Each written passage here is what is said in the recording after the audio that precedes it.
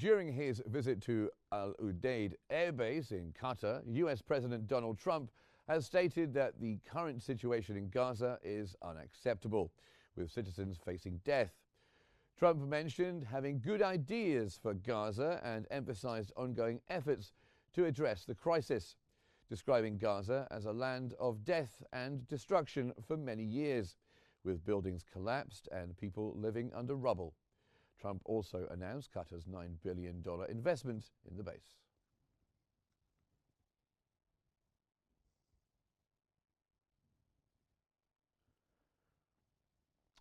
US President Donald Trump has announced that the United States is very close to finalizing a nuclear agreement with Iran. He said Tehran has shown indications of accepting the proposed terms. Iran has sort of agreed to the terms. They're not going to make, I call it in a friendly way, nuclear dust. We're not going to be making any nuclear dust in Iran. And we've been strong. I want them to succeed. I want them to end up being a great country. And I think we're getting close to maybe doing a deal without having to do this. There's two steps. There's a very, very nice step, and there's a violent step. Donald Trump there talking about Iran. And now some breaking news from the UAE, where US President Donald Trump is arriving in Abu Dhabi as part of his state visit. Let's take a look now.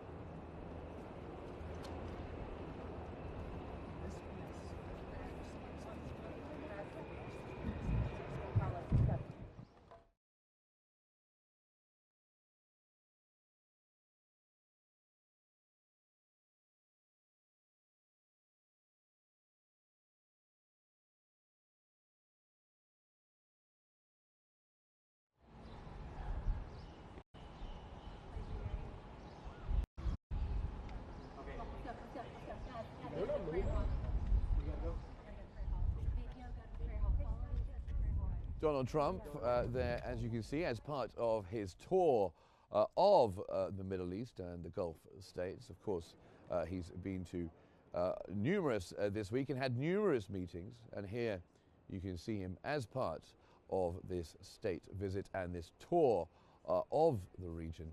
You can see him here in Abu Dhabi in United Arab Emirates.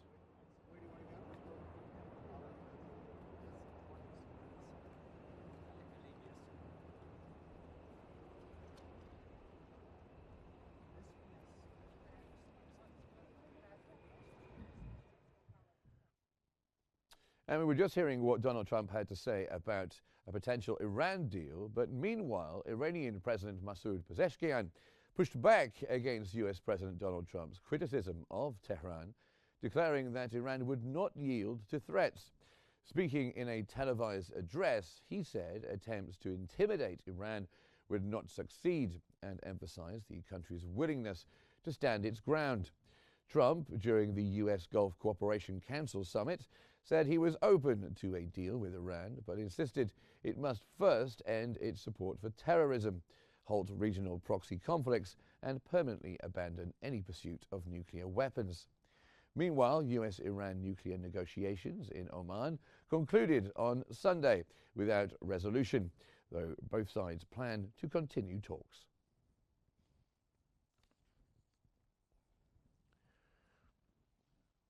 Syrian President Ahmed Alshara has praised the U.S. decision to lift all sanctions on Syria as a historic and courageous move. He encouraged international investors to explore opportunities in various sectors across the country.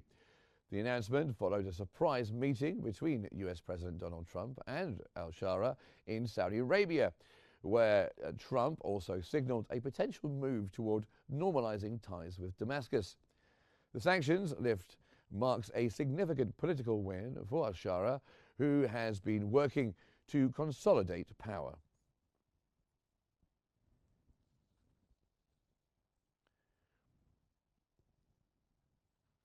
Qatari Prime Minister Sheikh Mohammed bin Abdulrahman Althani has defended his country's offer of a $400 million Boeing 747 to US President Donald Trump, calling it a routine government-to-government deal, not a personal gift. He said the controversy was being politicized and noted the plane was bought from a US company. The offer has drawn criticism from US lawmakers who see it as a potential foreign donation and security risk. Trump dismissed the concerns. Meanwhile, on Gaza, Sheikh Mohammed voiced frustration over stalled ceasefire talks and civilian deaths, saying continued military operations hinder progress. He urged stronger international efforts to stabilize the region. A fundamental difference between the two parties. One party wants just to retrieve the hostage and continue the war, and the other, but we inherited that for our region. US President Donald Trump has attended a state dinner hosted by Qatari Emir Tamim bin Hamad Althani at Lusail Palace. The event featured notable attendees such as Boeing CEO Kelly Ortberg, Elon Musk, and FIFA's Gianni Infantino. Additionally, Qatar Airways announced an agreement to purchase up to 210 wide-body jets from Boeing, marking a significant win for the American aircraft manufacturer.